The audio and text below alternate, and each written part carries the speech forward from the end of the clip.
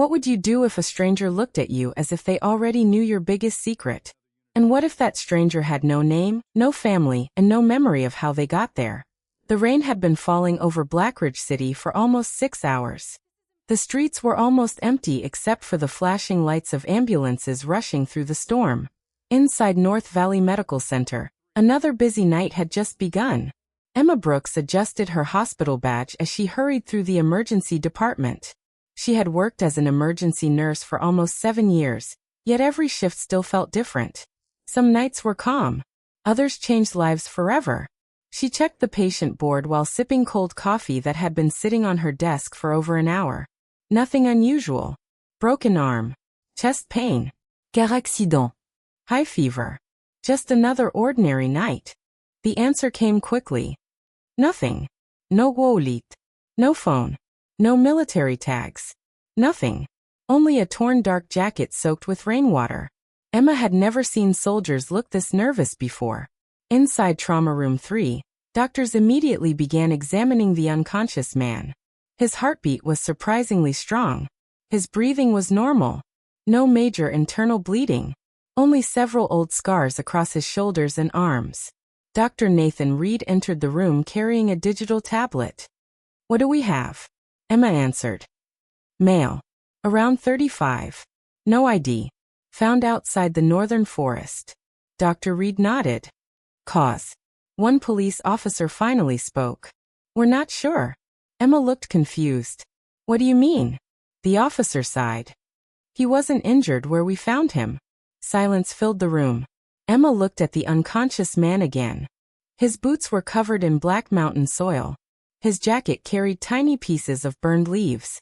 Yet according to the police report, he had been found sitting quietly beside an empty railway station, nearly 40 kilometers away. Nothing matched. Dr. Reed slowly removed the blanket. There was a strange symbol burned into the fabric of the man's shirt. Not a military logo. Not a company logo. Just a simple circle crossed by 3 thin lines. Nobody recognized it. Emma quietly took a photo of the symbol before anyone else noticed. Something about it didn't feel ordinary. Minutes later, the patient suddenly opened his eyes. Every person in the room stopped moving. His eyes scanned the ceiling, then the walls, then every face around him. Finally, they stopped on Emma. For several long seconds, he didn't blink. He simply stared. Emma smiled gently. "You're safe." No response. "Can you tell me your name?" Still nothing. Then something unexpected happened. The stranger slowly lifted his shaking hand. Not toward the doctor. Not toward the police. Toward Emma alone. He whispered only 3 words. "They are coming." Emma leaned closer. "Who?" His lips moved again. But no sound came out. His heartbeat suddenly raced. Machines began beeping across the room. Doctors rushed forward. Within seconds he lost consciousness again. Dr. Reed ordered medication while Emma stepped back, unable to stop thinking about those 3 words. They are coming. Who? And why had he chosen to tell only her? Outside the room, the older man in the raincoat quietly watched everything through the small glass window. He pulled out an old satellite phone. When someone answered, he spoke only 1 sentence. "We found him." He ended the call immediately. Then he disappeared into the storm before anyone noticed he had been there. Emma never saw him leave. But deep inside, she felt the strange night was only beginning. She had no idea that before sunrise, the mysterious patient would disappear from his hospital bed without opening a single door. And the only clue left behind would be a folded piece of paper with her name written on it. Emma stood frozen beside the empty hospital bed. The blanket was still warm. The heart monitor had been disconnected by hand. No alarms had gone off. No nurse had reported seeing anyone enter or leave the room. It was as if the mysterious man had simply vanished into thin air. Dr. Nathan Reed hurried inside after hearing Emma's call. "What happened?" I don't know." She pointed at the empty bed. "He was here less than 5 minutes ago." The doctor immediately checked the room himself. The bathroom was empty. The windows were locked from the inside. The air vents were far too small for anyone to crawl through. Nothing made sense. Security officers arrived moments later and locked down the entire hospital floor. Every exit was monitored. Every corridor was searched. Every visitor was questioned. Still, no sign of the missing patient. Officer Daniel Hayes from Blackridge Police reviewed the security cameras. Emma stood beside him as the footage replayed. At 2:17 a.m., the patient was sleeping peacefully. At 2:18 a.m., the camera suddenly filled with static. For exactly 23 seconds. When the picture returned, the bed was empty. No one had entered. No one had left. Officer Hayes slowly leaned back. "I've never seen anything like this." Emma couldn't answer. She was staring at the screen. The static wasn't completely random. For just a split second, faint shadows appeared inside it. Shapes. Almost like several people standing around the bed. Then they were gone. Emma returned to Trauma Room 3. The folded note was still lying on the bedside table. She carefully opened it again. Only 2 words were written. "Trust nobody. No signature. No explanation." Just those words. She slipped the note into her pocket before anyone else entered. Something told her not to mention it yet. Downstairs, hospital director Helen Carter called an emergency meeting. Doctors, nurses, security staff, and police gathered inside the conference room. "No information about tonight leaves this building," she said firmly. "The media must hear nothing." Officer Hayes looked surprised. "You think reporters already know?"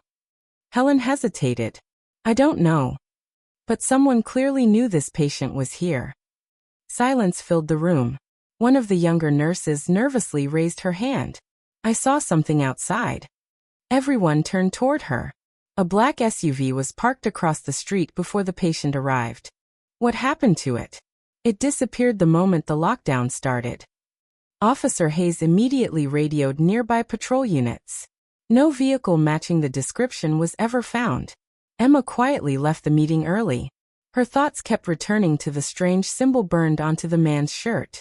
She opened her phone and searched for similar images online. Nothing. Not a single result. No military insignia. No organization. No historical symbol. It was as if the design had never existed before. As Emma walked back toward the emergency department, she noticed an elderly janitor cleaning the hallway. His name badge read Samuel. He smiled politely. "Long night." Emma nodded. "You have no idea." Samuel looked around to make sure nobody was nearby. Then he quietly asked, "Was the man wearing a shirt with a circle and 3 lines?" Emma froze. "How do you know that?" The old man stopped smiling. "I saw that symbol once." Emma stepped closer. "Where?" 30 years ago." She stared at him. Samuel continued in a calm voice. "I wasn't a janitor back then." "What were you?" "I served in the mountain rescue unit." Emma listened carefully. "There was an avalanche near Raven Peak. We searched for survivors for 4 days. On the 5th day," he paused, "we found an underground bunker." Emma's heartbeat quickened.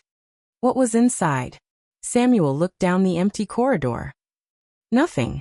Only strange markings. The exact same symbol. And every member of our rescue team was ordered to forget we had ever seen it. Emma frowned. "Ordered by who?" Samuel slowly shook his head. "I was never told." Before Emma could ask another question, someone called Samuel from the far end of the hallway. He quietly pushed his cleaning cart away, but before leaving, he whispered one final sentence. "If that man returned, don't let anyone take him." Then he disappeared around the corner. Emma remained standing alone. Her hands were shaking. The mystery had suddenly become much older than she imagined. This wasn't just about one missing patient. It had started decades earlier. At exactly 3:41 a.m. Every light inside the hospital flickered. Emergency generators activated automatically. For nearly 10 seconds, the building fell into darkness. When the lights returned, Emma heard shouting from the emergency entrance. Another ambulance had just arrived. Paramedics rushed inside with a badly injured hiker. His clothes were torn. His face was covered in dirt. As Emma helped move him onto another bed, the frightened man grabbed her wrist with surprising strength. His eyes were filled with panic. You have to listen. Emma leaned closer. What happened? The hiker struggled to breathe. I found a tunnel. His voice cracked. In the mountains. Emma exchanged a worried look with Dr. Reed. The hiker continued. There were people inside, wearing black uniforms. They were searching for someone. Emma's stomach tightened. Who? The man's lips trembled. They kept saying. He swallowed painfully. Find the survivor before sunrise. The room fell silent. Emma slowly released his hand. Only one thought echoed through her mind. The missing patient hadn't escaped. Someone else had been hunting him long before he ever reached the hospital. And somewhere outside, hidden beneath the storm and the mountains surrounding Blackridge City, a secret buried for 30 years was beginning to awaken. Emma barely had time to process the hiker's warning before the trauma team rushed him into surgery. His pulse was dropping. His breathing had become shallow. Dr. Nathan Reed turned toward Emma. Stay with him until we know exactly what happened in those mountains. Emma nodded. She could still hear the man's final words repeating in her mind. Find the survivor before sunrise. The missing patient. Someone had been searching for him long before he arrived at the hospital. Nearly an hour passed before the operation ended.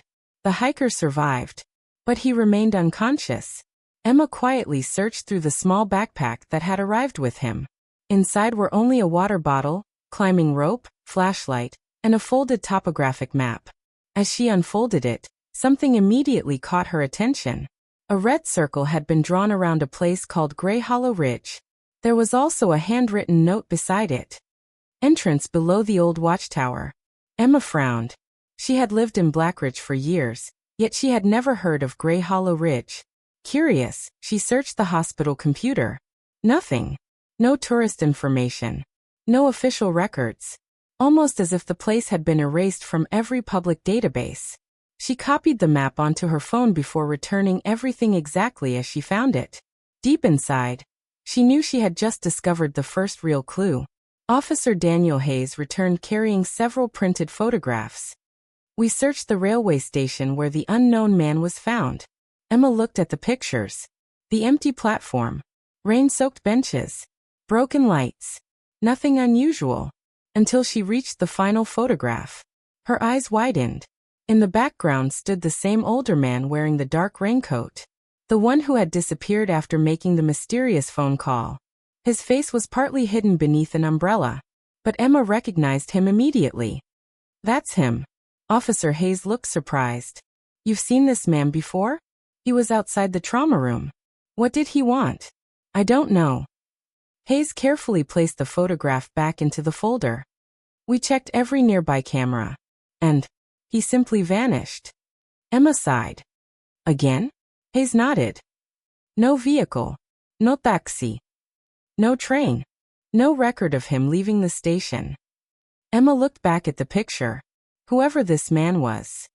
He always appeared just before something impossible happened. That afternoon, Emma finished her shift.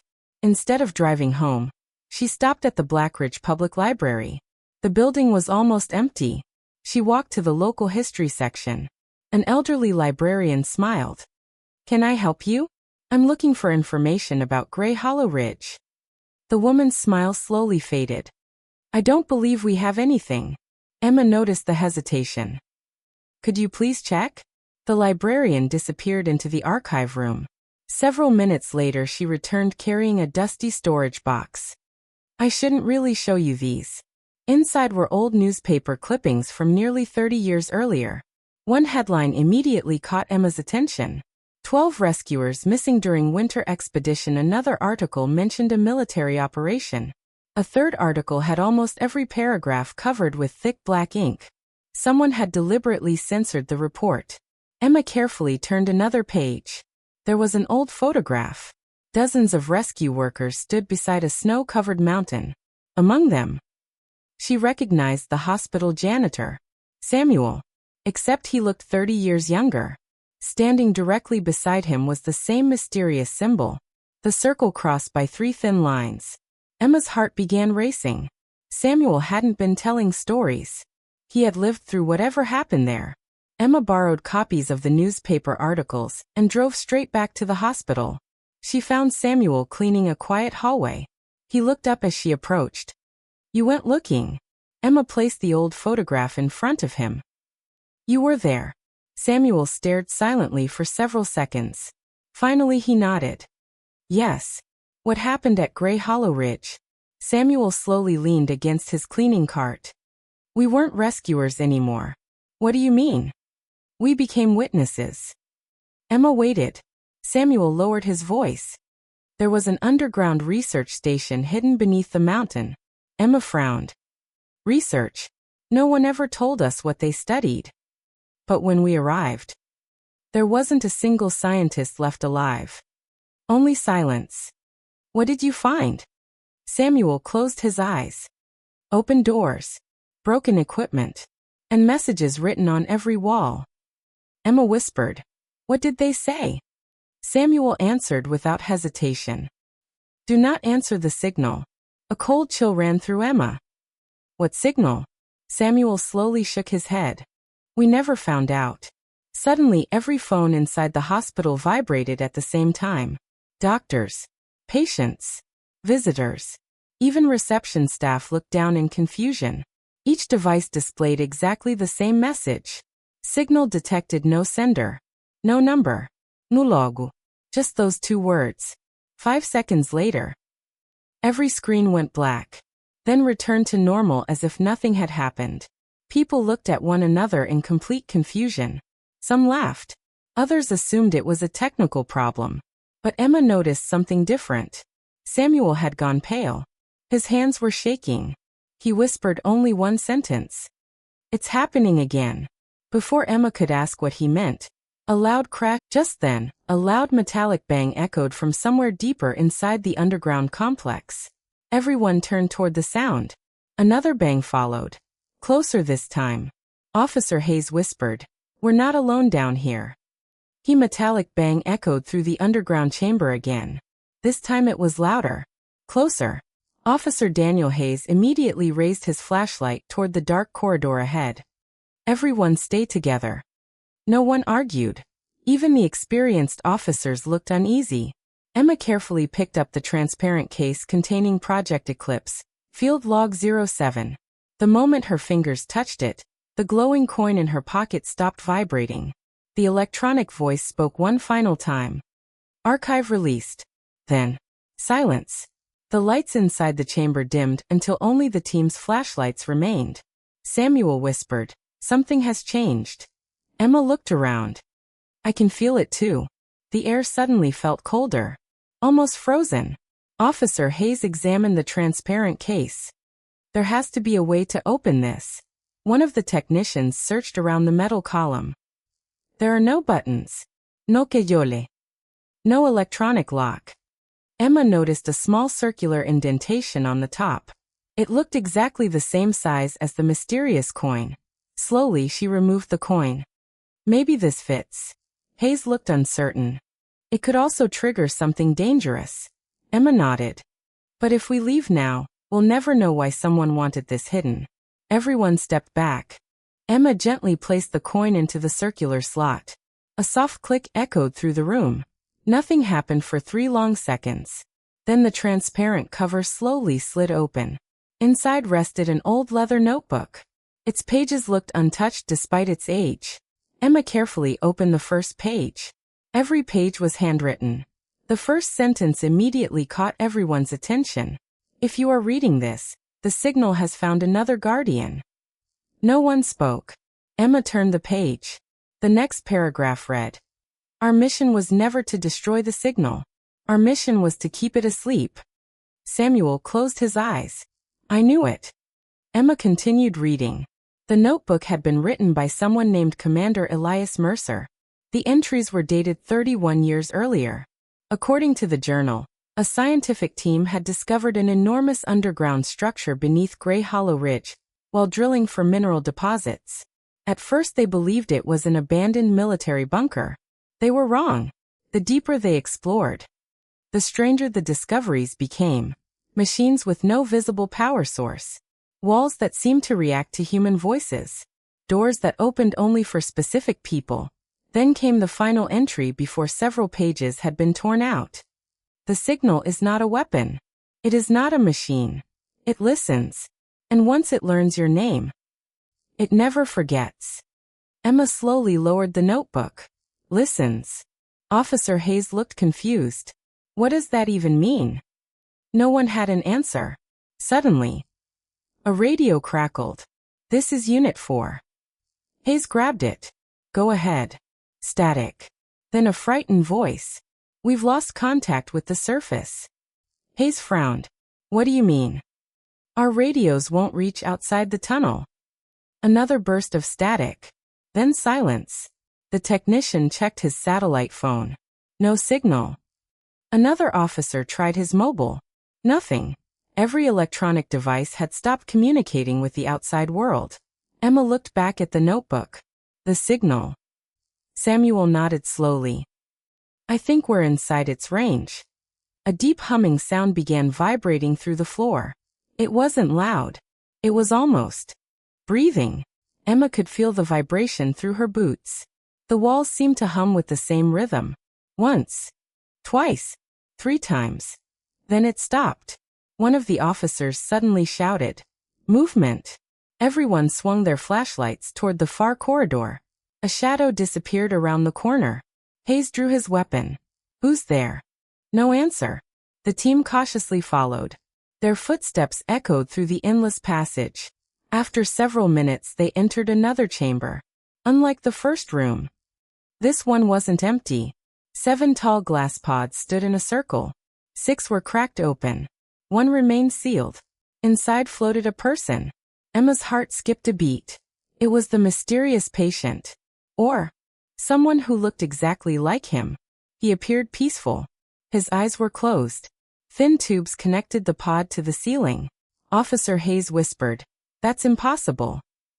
Emma looked back toward the corridor. If he's in there, then who came to the hospital? Before anyone could answer, a familiar voice echoed behind them. You're asking the wrong question. Everyone spun around. Standing at the entrance to the chamber, wet from the rain, covered in mud, breathing heavily, was the mysterious man they had been chasing since the hospital. He looked at the figure inside the glass pod, then quietly said, "Don't wake him." Emma stared at him in disbelief. "If that's you, who are you?" The stranger gave a tired smile. "My name isn't important." He slowly looked at the sealed pod. "But his name is." For the first time, fear appeared in his eyes. "He is the real Guardian 7. At that exact moment, a crack spread across the glass pod. Then another. Then another. The humming beneath the floor returned. Much louder than before. The crack spread across the glass pod like lightning racing through ice. Everyone instinctively stepped backward. The humming beneath the floor grew louder. Dust drifted from the ceiling. Small pieces of glass fell onto the metal platform below. Emma could hear her own heartbeat. The mysterious stranger stood perfectly still. His eyes never left the sealed pod. "They're too late," he whispered.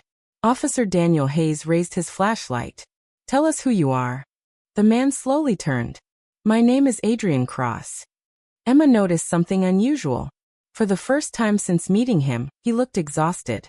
Not physically, emotionally, as though he had carried the same burden for years. "I've been protecting this place for longer than anyone would believe." Hayes frowned. "Start explaining." Adrian nodded. "But once I do, none of you will ever see the world the same way again." Another loud crack echoed through the chamber. The glass pod shook violently. Adrian spoke quickly. 31 years ago, a research expedition discovered this underground structure. They believed it was built by people. They were wrong. Emma listened carefully. "What built it?" Adrian looked around the enormous chamber. "We still don't know. The scientists called it the archive. Because it remembers everything." Officer Hayes interrupted. "Everything." Adrian nodded. "Every voice. Every face. Every decision. The walls themselves store memories." Emma looked toward the smooth gray stone. "So the building is alive." Adrian finished. Not exactly. But it responds. Samuel slowly stepped forward.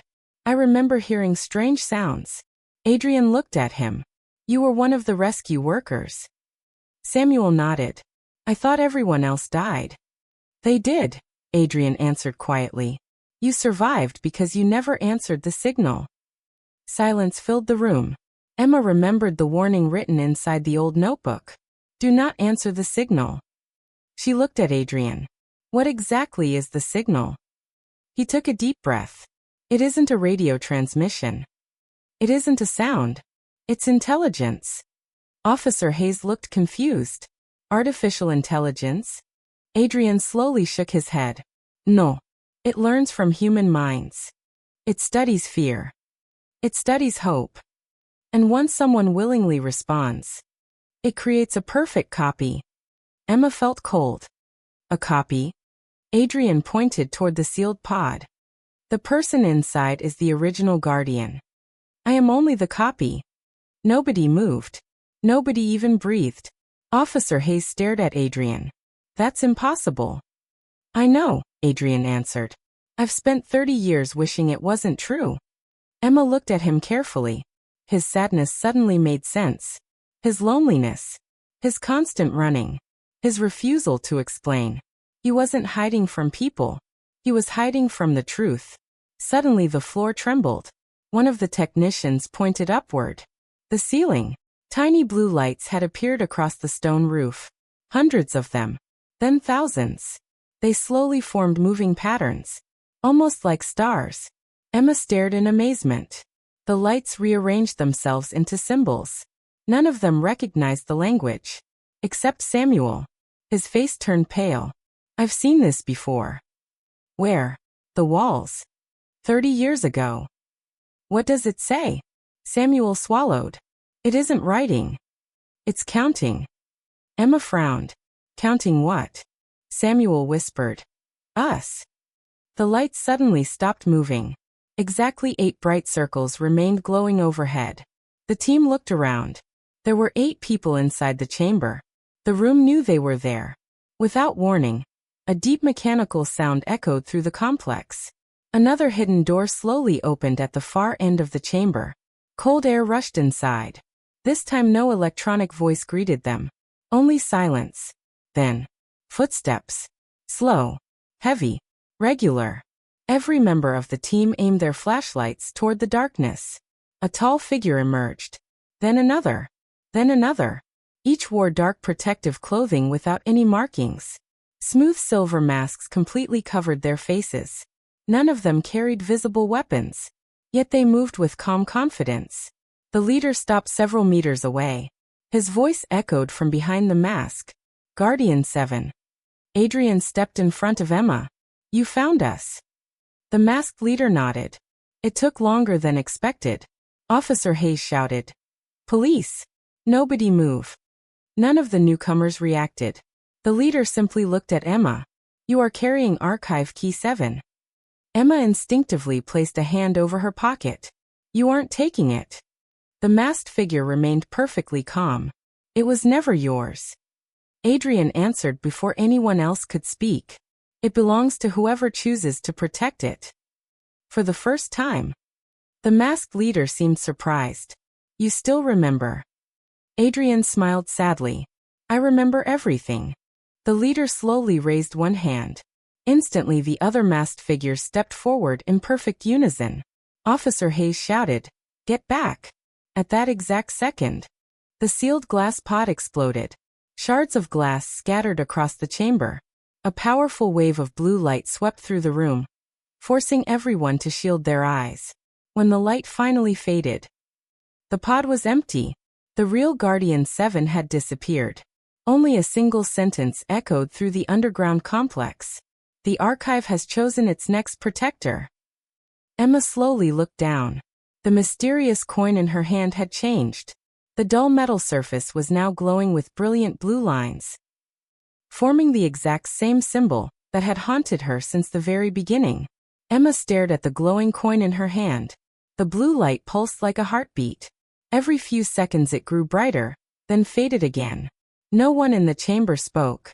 Even the masked figures seemed surprised. The leader slowly lowered his hand. So, the archive has made its choice. Adrian stepped closer to Emma. Don't let them touch the coin. Emma whispered. What happens if they do? Adrian's answer came immediately.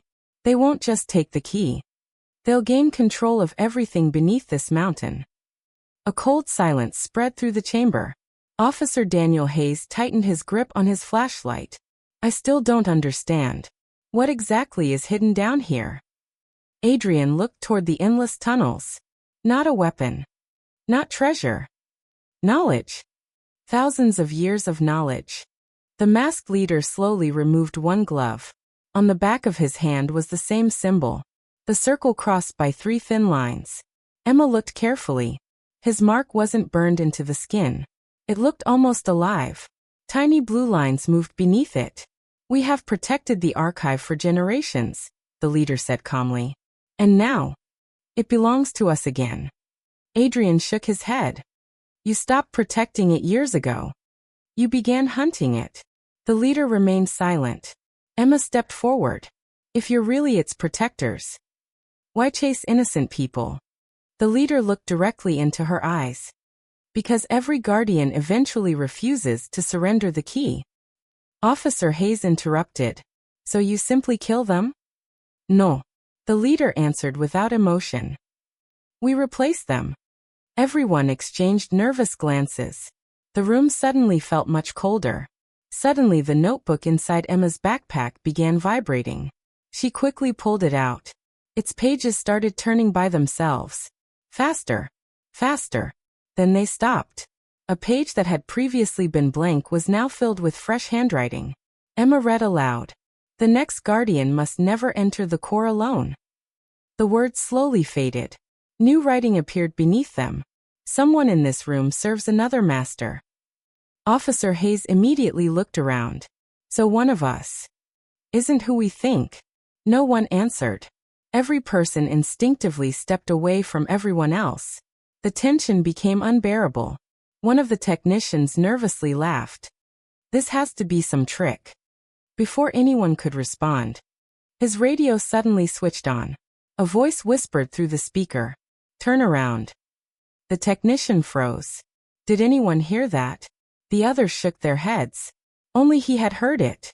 Then his flashlight went out. He slapped it against his hand. Nothing. When it flickered back on. The technician gasped. Standing directly behind him was another technician. Afraid, Adrian shouted. Emma, raise the coin. She lifted it high above her head. A bright beam of blue light burst from its surface. The duplicate screamed. Its appearance began changing. Its face flickered. Its body shimmered like a reflection on water. Within seconds, the perfect human copy dissolved into thousands of tiny blue particles. The chamber became silent once more. Officer Hayes slowly stood up, breathing heavily. What was that thing? Adrian answered quietly. It wasn't alive. It was a memory given a body.